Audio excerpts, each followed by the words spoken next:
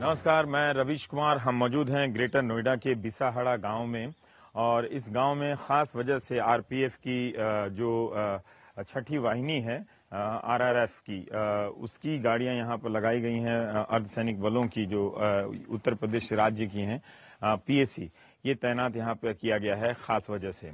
इस गांव में एक ऐसी घटना हुई है जिस पर हम सबको सोचना चाहिए और इस तरह की घटनाएं लगातार इस देश में बढ़ती चली जा रही हैं, जिन्हें हम इक्का दुक्का समझकर नजरअंदाज कर दे रहे हैं, जो अच्छा नहीं है।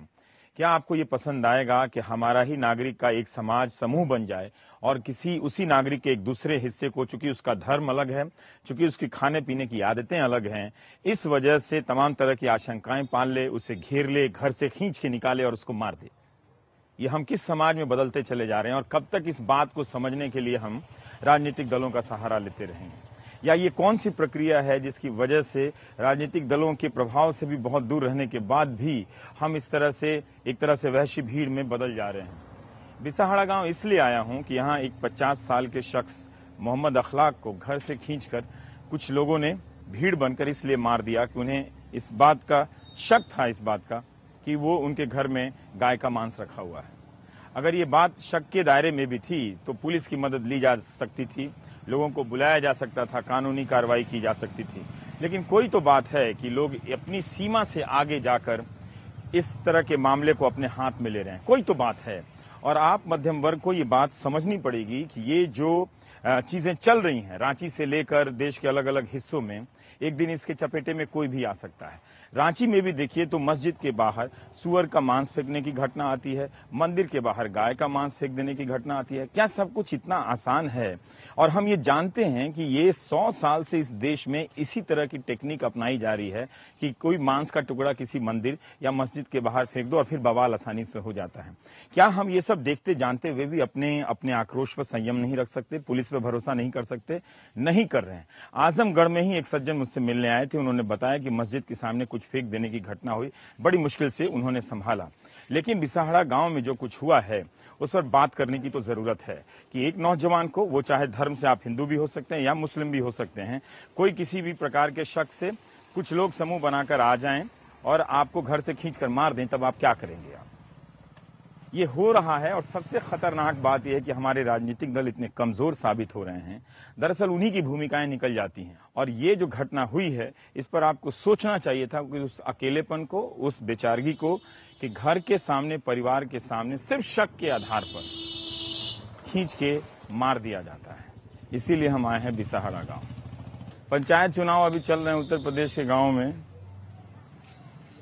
जिसके होर्डिंग सब लगे हुए हैं। कोई प्रताप सेना समर्थित उम्मीदवार है तो कोई अपना उम्मीदवार है और कोई आपको देखे कि सारे बच्चे नजर आ रहे हैं इस वक्त। और ये गांव का जो सन्नाटा पसरा हुआ है, ये सब भी एक तरह से चलन हो गया है गांव में कि भाग जाओ और मत आओ सामने, पुलिस को कुछ का और करने दो, फिर बाद में राजनीति होगी, कुछ लोग आगे यहाँ भाषण देंगे और सारा मामला इधर से उधर में लेके लिपट के चपेट के रख दिया जाएगा। बाहर से इस गाँव में ऐसी कोई हरकत इस वक्त नजर नहीं आ रही है, लेकिन सोमवार रात ये जो घटना हुई मोहम्मद अखलाक को, सिर्फ इस शक के आधार पर, इस अफवाह के आधार पर कि उनके फ्रिज में गाय का मांस रखा हुआ है, कुछ लोग पहुंच जाते हैं। अखबारों की रिपोर्ट के अनुसार लाउडस्पीकर से अनाउंसमेंट किया जाता है और उसे खींचकर मार दिया जाता है। ये आप सोचिए तो जरूर। मतलब मैं इस बात को लेकर हैरान हूं कि कैसे हम सभी की बेचैनी नहीं बढ़ती है इन सब बातों को सुनकर। रांची में जो घटना हुई है और यहाँ जो घटना हो रही है, हम कब तक ऐसी घटनाओं को अपवाद समझकर छोड़ते चले जाएंगे? मतलब अफवाह फैला देना, मांस के टुकड़े देना, लाउडस्पीकर किसी खास वक्त पर बजा देना, अगर ये सब वजह हैं झगड़े के कारण, तो आपको तो सोचना पड़ेगा फिर हम किस हिंदुस्तान में और किसकी बराबरी और किसके सपने की बातें करते हैं, जहां वो सपना एक अंधेरी रात में चंद अफवाहों की वजह से टूट जाता है और लोग मारते हैं। आप कल्पना कीजिए कि 100-150 अगर ये बात सही है तो वो हत्यारों की भीड़ बनकर आए होंगे किसी को मारने के लिए। जहां हम जा रहे हैं देखने के लिए, किसी चीज की कमी नहीं है। यहाँ के दीवारों पर बड़े अच्छे अच्छे संदेश लिखे हुए हैं स्वच्छता के, अगर नारी है प्यारी तो घर में शौचालय की करे तैयारी, इस तरह के खूब सारे संदेश हैं। सब चीज है इस गांव में, लेमिनेशन है, फोटो स्टेट की दुकानें हैं, मोबाइल के रिचार्ज है, कूपन है, देखिए सब हर तरह की दुकानें हैं यहाँ पर। इस गांव में घर समृद्ध हैं लोगों के, सड़कें अच्छी ठीक ठाक बनी हुई हैं गाँव के लिहाज से, लेकिन इसके बाद भी इस तरह की घटना हो जा रही है। तो कहीं ना कहीं हिंदू मुस्लिम के स्तर पर हमको बात करनी पड़ेगी। अब या तो किसी को सामने बिठाकर बात करनी पड़ेगी या नेताओं से पूछना पड़ेगा कि वो क्या कर रहे हैं। उनके सिर्फ बोल देने से, ज़बानी जमा खर्च से ये मामला अब सुलझने वाला नहीं है। नहीं तो वरना इस तरह से कब किस गांव में, कब किस अनजान कोने में इस तरह की घटना होती जाएगी और हम इसे बर्दाश्त करते चले जाएंगे। हम में से बहुत से लोग इस तरह की घटनाओं से सहमति का पक्ष भी चुन लेते हैं। ये वो खतरनाक लोग हैं जिनसे आपको बचना चाहिए अपने लिए, दूसरे के लिए नहीं, क्योंकि यही लोग एक दिन आपके खिलाफ खड़े हो जाएंगे और तब जब आप अकेले पड़ जाएंगे तो आपके लिए कोई नहीं आएगा। इनके लिए इस वक्त बहुत आसान होता है कि ये समूह बनाते हैं, इनकी यही मानसिकता होती है, ये समूह बनाते हैं और प्रयास करते हैं कि हर कोई उस समूह और भीड़ के हिसाब से सोचना शुरू करे और एक तरह से खूनी भीड़ में बदल जाए और किसी को मार दे। अगर शक था इस बात को लेकर कि मांस है या नहीं है तो पुलिस को बुलाया जा सकता था, कानूनी कार्रवाई की जा सकती थी। लोगों ने कानून अपने हाथ में क्यों लिया? ये हिम्मत कैसे आई? क्या इस वक्त अगर लोगों को लाउडस्पीकर से बुलाया जाए कि आइए किसी चीज़ की इस गांव में स्वच्छता अभियान की शुरुआत करनी है, वो आएंगे? लेकिन जब उन्हें पता चलता है कि कोई अखलाक नाम का कोई शख्स है और उसके घर में इस तरह की चीज़ें अफवाह उड़ाई जाती, तभी लोग क्यों पहुंच जाते हैं? ये कौन लोग हैं? ये पहुंच जाते हैं या पहुंचाए जाते हैं? इस तरह की राजनीति का आपका जवाब महीनों लग जाते हैं, साल लग बीत जाते हैं ये रिपोर्ट होते होते। और गांव की राजनीति का आलम ये होता है कि इतने प्रकार के झूठ बोले जाते हैं उसके बाद से कि आप एक दिन थक कर इसी बात पर यकीन कर लेते हैं कि सच तो यही है कि अखलाक मारा नहीं गया, उसको कोई नहीं मारा, वो गायब हो गया। यही एक सच साबित होगा। किसने मारा ये इस पूरी राजनीति में अभी आप देखेंगे कि इस गांव में किस तरह से बड़े बड़े नेता पहुंचेंगे इस घटना को लेकर। पूरी मकसद जो है ना कि ये घटना हुई है, अब इसको लेकर पक्ष विपक्ष में माहौल तैयार किया जाएगा। चर्चाएं दूर दूर के इलाके में होंगी, सोशल मीडिया पर चर्चा होगी। ये एक रणनीति बनती चली जा रही है, पैटर्न है इन लोगों का। और फिर जो आप अपने घरों में सोशल मीडिया पर, व्हाट्सएप पे उन अफवाहों को पढ़ते हुए अपना खून गर्म करते रहेंगे और उस भीड़ की तरह आप बनते रहेंगे। ये आपको हमको समझने की जरूरत है। ये नेता अब कोई आधिकारिक तौर पे नहीं बोलता है, ये सारा काम अब पीछे से होने लगा है। आपका नाम? मेरा नाम जान मोहम्मद। अच्छा, आप कहाँ रहते हैं सैफी साहब? अभी दादरी रहते हैं। दादरी रहते हैं, अच्छा। और ये घर है? ये वाला है, ये बड़े भाई का है। एक भाई मुझसे बड़े तो ये थे, इनसे बड़े ये थे, इनसे बड़े ये यहाँ रहते हैं। और ये जो अभी एक्सपायर हुए हैं ये यहाँ रहते थे। मैं दादरी और एक और बड़े हैं, 4 भाई हैं, ये लोग नहीं रहते। ये इनके बड़े भाई का है, अखलाक मोहम्मद का। और वो जो सामने पुलिस के लोग, देखिए सुरक्षा के लिए तो पुलिस होती नहीं है, लेकिन किसी की मौत के बाद देखिए कितनी सुरक्षा है। पर सैफी साहब ये बताइए कि ये जो आसपास के घर हैं सब एक ही समुदाय के लोगों के घर हैं? सब गैर मुस्लिम है, सिर्फ हमारे ही 2 घर यहाँ है। एक ही घर है, ये सब 2 भाई यहाँ रहते हैं। हाँ, एक घर उधर है, मोहम्मद थोड़ा आगे। सब गैर मुस्लिम? सब गैर मुस्लिम। इसका मतलब इस गांव में कुछ तो अच्छाई होगी कि लोग इस तरह से रहते बहुत हैं। अच्छा माहौल है गाँव का, बहुत अच्छे लोग हैं, कोई दिक्कत नहीं। तो फिर हुआ कैसे? कौन लोग आ गए? आप थे इस गांव में? जो लोग हैं वो लोग भी गाँव के ही सब। हाँ, वो भी गांव के। अंधेरे में कोई रात में कोई गैर बाहर गांव के आए हो तो पता नहीं। ज्यादातर गांव के ही हैं लोग, सभी गांव। तो इसी घर में इतने सारा घर छोड़ के? इस घर में, हाँ इसी घर में थे। देखो ये भाई हैं बराबर में, ये उस दिन बाहर थे लेकिन बच्चे यहीं थे, बेटा भी यहीं था, शादीशुदा है, उसके 2 बच्चे हैं। उसे किसने कुछ नहीं किया, कहा किसी से कोई मतलब नहीं, सिर्फ इन्हीं 2 भाइयों को थे।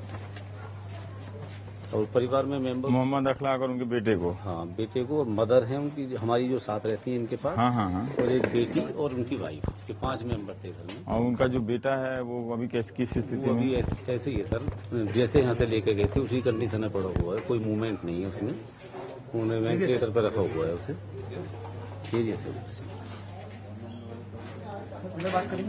हाँ हाँ, वो जगह भी देख लें।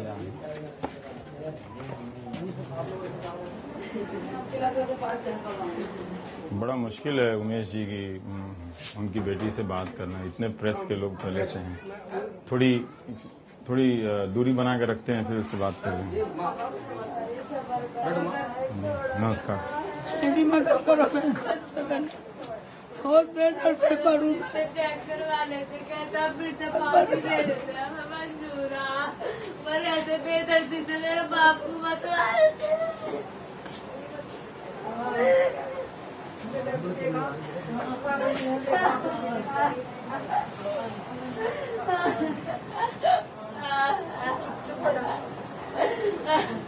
एक एक मंदिर मेरे आंखों के सामने घूम रहा।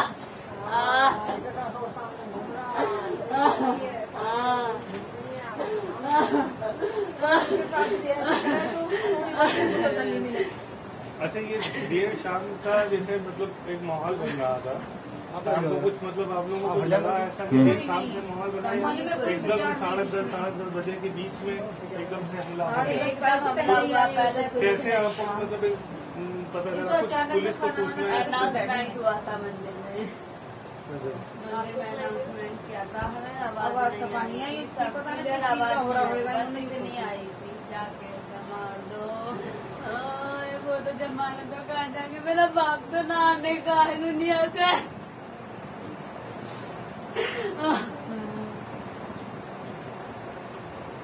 अरे पता चित्र आ जाएंगे, उन्हें तो ले आएंगे, तो जाके मेरा बाप को ला के देखना, मेरे सिर पे तो मेरा बाप का साया चलागा।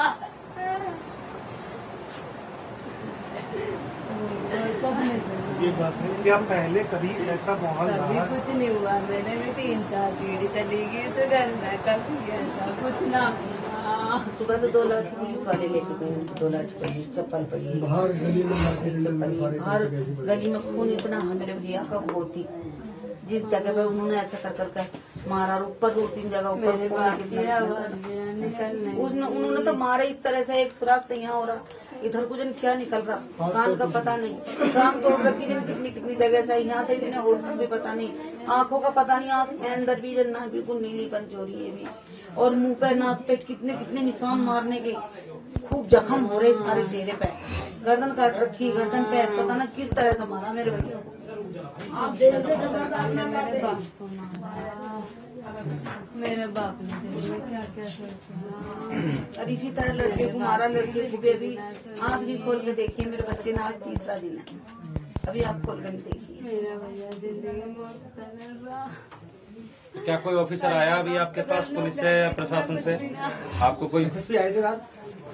हमसे हाँ कोई दिक्कत नहीं चले गए कह के। एसएसपी आए थे तो वो कह के गए कि देखेंगे क्या होता है इसमें, उसकी पूरी जांच निकालेंगे। 6 आदमी अंदर भेज दिए हैं, कुछ आदमी फरार हैं, उनको पकड़ने की कोशिश करी जा रही है। ये है पैसा नहीं है वहाँ से, लोग वो कह के गए कि वो अस्पताल में जो बीमार है उसको सारा कुछ देखेंगे, और वहाँ भी पता लग रहा है वो पैसे जमा करने की बात आई थी, तो एसडीएम साहब सुबह आए थे, तो मैंने उनको फोन मारा तो कह रहे कि मैं देखता हूँ अभी, वो लड़का अगर पैसा नहीं पहुंचा तो वो मर जाएगा, क्योंकि चोट इतनी भयंकर कौन लगी से अस्पताल में? नवीन, वो कैलाश में, सॉरी कैलाश में है वो, और वो इतनी भयंकर चोट लगी है उसमें कि उसमें पैसा जमा करना पड़ेगा वहाँ। अब इनके पास पैसा कहाँ है, गरीब आदमी है ये, जो आदमी लोहार का काम करता हो उसके पास पैसा कहाँ है? फलाक साहब वो लोहार का काम करते हैं। लोहार का काम करते हैं गाँव। वही हमारा तो वही काम है, ये उनकी मदर है। ये नीचे कोई मकान नहीं, आप नीचे थी जब ये घटना हुई तो कितने लोग आए होंगे? आँख में चोट है, आपके आंख में भी चोट है? आपको भी मारा है लोगों ने?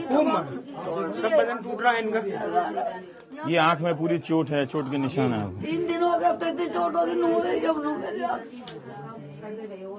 28 तारीख की 10 बजे उसकी चोट है, रात के 10 बजे की। रात के 10 बजे कौन था यहाँ, जिसको कहती मैं आवाज नहीं, किसी का आवाज कोई सुनी नहीं है, ऊपर दीवार कूद के आए हैं। एक ही बराबर में आवाज दी, जो कि 24 घंटे आना जाना दिया, मदन करके नहीं आया, अपने घर से निकला, क्या है निकाल के चला, और दूसरा का तीसरा का किसी ने पता न रखा, और राजेंद्र का 3 लौंडे हुए, राजेंद्र फाटक पकड़ पाओ गए। जब आदमी हल्ला मचाता आ रहे हैं, चीख मार रहे हैं, और इंसान को देख कर पड़ोसी का तो हक बनता है। हम क्या करते, हमारे आदमी को कब्जे में करके मार देता, हम क्या करते, हमारी इज्जत पर हमला कर रहे हैं। अगर पुलिस ने हमारी कारी बेटी कर हमारे तक क्या हताहत बना, यही इरादे थे उनके। कितनी देर बाद पुलिस आई? पुलिस आई, उन्होंने जो काम कर चुके थे मार कूट का, एक ले जा चुके थे पटाना, मिले न था, यहाँ से खींच के ले गए उसको बाहर घर से? ऐसा ना, जो उसको मार के अखलाक को और फिर बाहर ले गए हैं, सड़क पर डाला है उसको, खींचते हुए ले गए हैं उसको।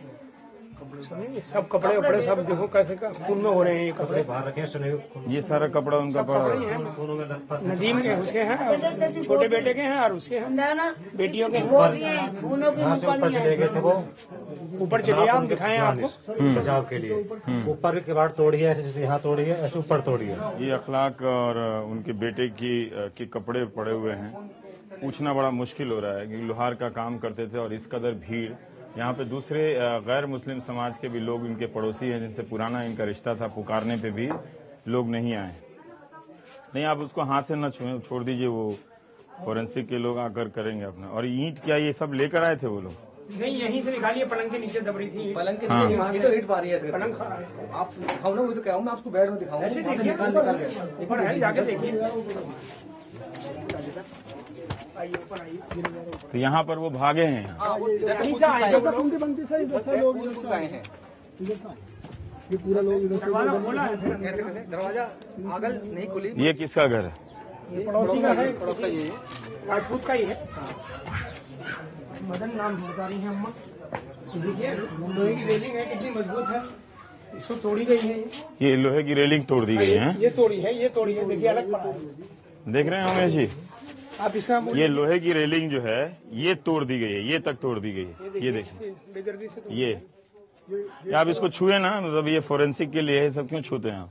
ये देखिए, ये जो रेलिंग है इसको ऐसे तोड़ी गई है। यहाँ इसको लोहे का दरवाजा, ये कह रहे हैं कि दरवाजा तोड़ दिया है इन लोगों ने। ये भीड़ इतनी हिंसक होकर आई थी तो जाहिर वो सिर्फ अफवाह पे तो नहीं आई होगी ना, वो अफवाह के पीछे भी कोई रणनीति होगी जिसकी वजह से उस अफवाह का सहारा लेकर लोग और लाउड स्पीकर के अनाउंसमेंट लेकर लोग आए होंगे। पूरे घर का सामान, ये देखिए लोहे की जो सिलाई मशीन है इसको लोगों ने तोड़ा है, यहाँ पे इससे मारा है। और वो हम आपको बहुत सारी चीजें नहीं दिखा सकते हैं, दीजिए, जो खून का जो थक्का यहाँ पर जमा हुआ है वो हम आपको दिखा नहीं सकते, लेकिन इस कदर इस आदमी को मारा गया है, दोनों आदमी को, ये हम इतने वहशी हो जाएंगे। ये सारा मशीन जो है इनको तोड़ ताड़ दिया गया है यहाँ पे, और इन सब चीजों का भी इस्तेमाल किया गया है। ये फ्रिज तोड़ दिया है यहाँ पे, जिस फ्रिज में वो अफवाह फैला रहे थे कि इसमें मांस का टुकड़ा है, लेकिन वो अभी पुलिस ने जांच के लिए भेजा है। पता नहीं वो भी कितने दिनों के बाद, जांच के बाद वो आएगा, और आएगा या नहीं आएगा। अगर किसी का अपराध था तो लोग कौन होते हैं कानून अपना हाथ में लेने के लिए? पुलिस को क्यों नहीं इत्तला की गई कि बात है कि यहां पर इस तरह की आशंका जताई जा रही है। लेकिन ये एक मैं वो नहीं दिखाना चाहता कि पूरे कमरे में खून के दाग बिखरे पड़े हैं। दाग नहीं, बहुत खून गिरा हुआ है, बहुत खून गिरा है। आखिर तक लोगों ने इन दोनों को, लगता है, बाप बेटे को पीछा करके मारा है। और उस तरह से यहाँ से ईंट निकालिए, पलंग के नीचे से ईंट निकालिए, मतलब इस पलंग को जो ईंट रखी हुई थी वो पलंग से उसको निकाली है। और ये एक तरह से, बाकी चीजें दिखा नहीं सकता मैं, रहने देता हूं।